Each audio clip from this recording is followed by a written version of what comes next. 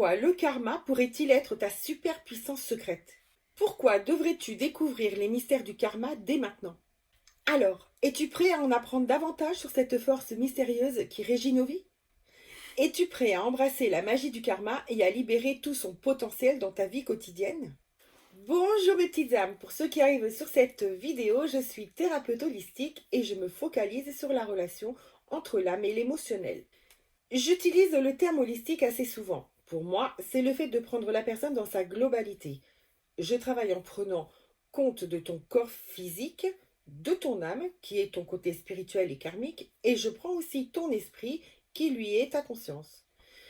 Créant alors des interconnexions entre chaque partie de toi et de ton vécu, qui sont tes blessures et traumatismes émotionnels dans cette vie et dans les vies précédentes. Mais dis-moi, as-tu déjà vécu un retournement de situation incroyable que tu attribues au karma?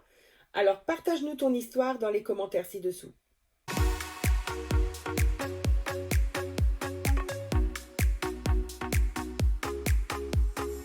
On entend de plus en plus parler du karma dans nos vies, mais sais-tu vraiment ce que c'est? Et pourquoi il est important pour toi? Alors écoute et tu vas comprendre. Le karma veut dire acte ou action en sanskrit. Le karma est une force puissante qui peut être bénéfique si nous apprenons à le comprendre et à agir en conséquence. Dans cette vidéo, je vais t'expliquer comment transformer ton karma en quelque chose de merveilleux pour récolter un jardin d'harmonie et de bonheur.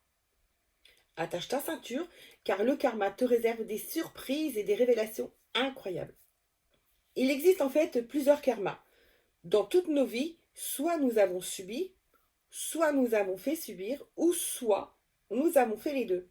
Les karmas nous enseignent l'équilibre vis-à-vis de l'amour.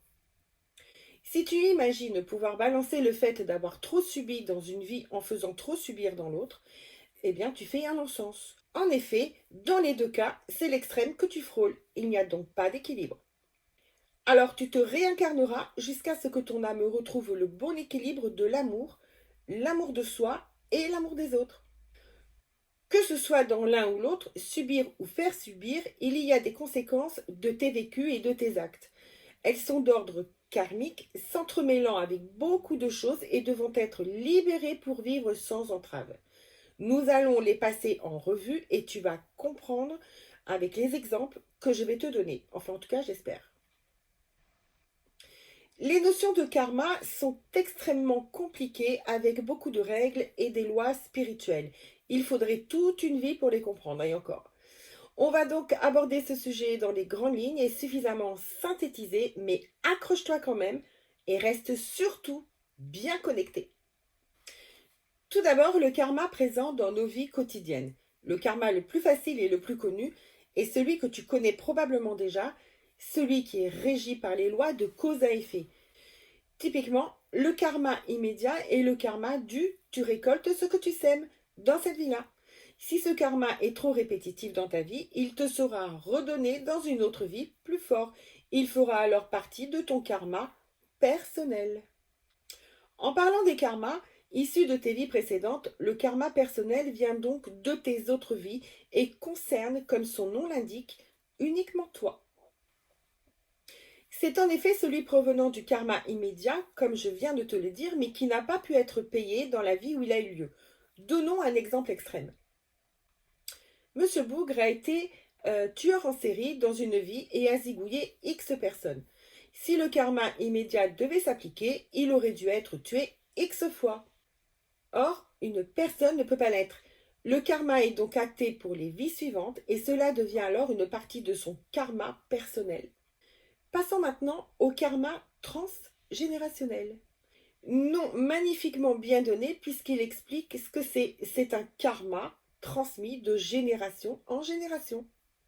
C'est bien souvent un karma récurrent dans les familles ou suffisamment important pour se répercuter dans les générations suivantes. Ce qui signifie donc que l'on peut l'arrêter à sa propre génération, sinon il sera transmis aux descendants. Souvent, ces karmas transgénérationnels ont été créés par une seule personne au départ, avec la particularité de marquer plusieurs générations en même temps. Ainsi, de génération en génération, il s'est reproduit toujours plus dramatiquement pour permettre à la génération suivante de le remarquer. Malheureusement, bien souvent, on prend à tort ces répétitions comme une fatalité. C'est pourquoi il est bien dommage que l'humanité se soit tant éloignée du spirituel et ainsi l'histoire se répète. Prenons un exemple. Un couple homme-femme. Monsieur fait subir des violences psychologiques à madame lorsqu'il consomme de l'alcool. Il s'agit donc de karma de violence et d'addiction. Les descendants sont donc confrontés à ces formes de violence et d'addiction et les reproduiront beaucoup plus fortement. Et cela rentre donc dans un engrenage et devient des karmas transgénérationnels. Leurs descendants y seront aussi confrontés et ainsi de suite jusqu'à la libération complète. Vient ensuite les dettes karmiques qui peuvent être associées à des karmas. Elles doivent être comprises et réglées afin de stopper des schémas répétitifs tels que la faiblesse ou le non-pardon, entre autres. Je te donne un exemple avec karma pour mieux comprendre ce concept abstrait. Monsieur Bougre, dans sa première vie, a été un meurtrier. Il se réincarne dans une seconde vie pour régler le karma personnel de la tuerie. S'il ne règle pas aussi ses dettes karmiques dans cette vie, il reviendra pour une troisième vie. Les dettes pourraient être le pardon, les actes de ses vies passées, etc., etc. Les dettes karmiques doivent être libérées dans tous les sens du terme et surtout à soi-même, notamment quand il s'agit du pardon et elles sont ainsi rattachées à l'épuration de ton âme. N'hésite pas à nous rejoindre pour échanger sur le karma et d'autres sujets passionnants. Allez, on enchaîne avec les blessures et traumatismes karmiques, toujours actifs dans cette vie. Cela paraît étrange, mais figure-toi que quand je mets en miroir les blessures et les traumatismes karmiques des personnes en soins, avec la vie qu'elles ont aujourd'hui, eh bien cela concorde tout à fait, même les blessures et traumas issus du Moyen-Âge. Cela peut être des peurs irrationnelles et persistantes, un mal-être inné et ou des douleurs sur le corps. Je prends deux exemples pour que tu comprennes. Une personne morte par noyade dans une vie antérieure pourra développer une peur de l'eau dans ses vies suivantes. D'ailleurs, c'est un exemple très courant. Deuxième exemple, tout aussi courant et encore plus joyeux, une personne dans sa vie précédente violentée sexuellement par un ou plusieurs hommes, causant un grave traumatisme physique et psychologique. Dans ses vies suivantes, même si elle ne revit pas la même expérience, elle pourra développer des douleurs génitales et ou un mal-être avec les hommes et le sexe. Tant que ces blessures et traumatismes karmiques ne sont pas libérés, ils restent actifs et perdurent de vie en vie. D'ailleurs, avant que j'oublie, il y aura bientôt une série de vidéos sur des études de cas rencontrés lors de mes thérapies holistiques.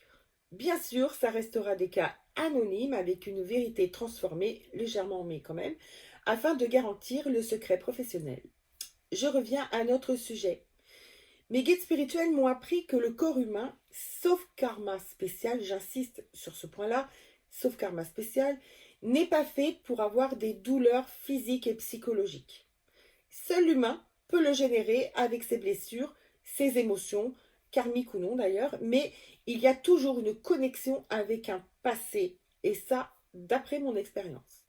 Pour terminer, passons aux vœux périmés, et cela est très courant d'en avoir eu selon les périodes historiques où tu as vécu.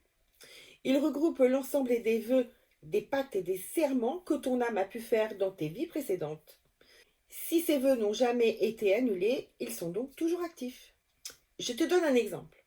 Dans une de tes vies, tu as choisi de rentrer dans les ordres religieux. Tu as prononcé des vœux de chasteté, de célibat, de pauvreté, etc.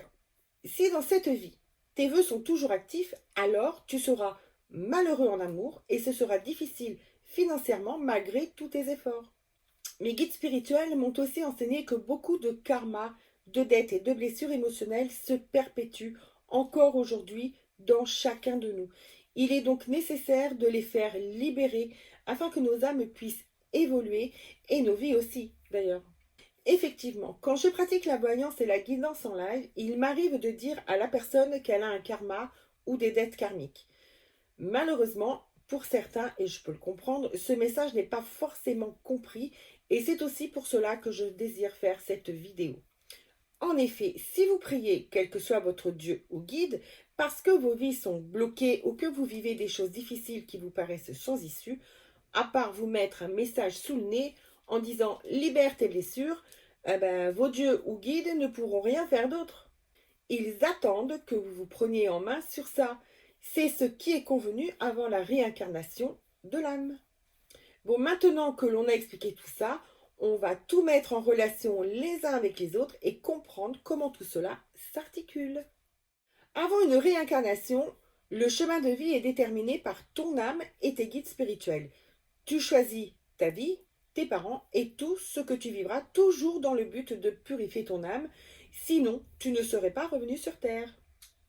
Une âme peut avoir un ou plusieurs karmas à régler en même temps, étant aussi connectée à une ou plusieurs dettes karmiques, et peut aussi inclure des blessures et traumatismes karmiques à libérer. Et pour peu qu'elle ait des vœux périmés, elle aura la totale. Une personne qui n'est pas éveillée spirituellement parlant rencontreront des personnes éveillées sur sa route. Elles seront envoyées par ses guides spirituels pour comprendre qu'il faut rompre ses karmas ainsi que leur impact. C'est de la guidance. Les êtres dits éveillés, qu'ils en aient conscience ou non, l'aideront donc à comprendre qu'elle a des choses à régler et devra se débarrasser de ses poids ou de ses chaînes du passé. Évidemment, si les schémas ne sont pas réglés dans cette vie, elle recommencera la même vie de plus en plus durement jusqu'à compréhension et libération totale de tout cela. L'humain est aussi doté d'un libre arbitre lui permettant de dévier de son chemin de vie s'il le souhaite. Ses guides le laisseront faire, mais je ne vous parle pas des répercussions d'une telle décision pour la suite. Enfin, tout cela pour te dire que ta vie actuelle est influencée par de nombreuses énergies, dont les karmas.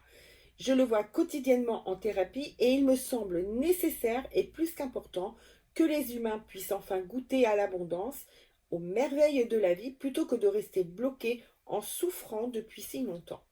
Merci d'avoir été attentif jusqu'au bout, même si c'est un gros morceau, mais il me tenait à cœur de t'en parler puisque c'est vraiment le plus grand frein à ton épanouissement. Je te souhaite une belle matinée, journée, soirée ou nuitée selon à quel moment tu écoutes ma douce voix. À bientôt mes petites âmes. Gros bisous.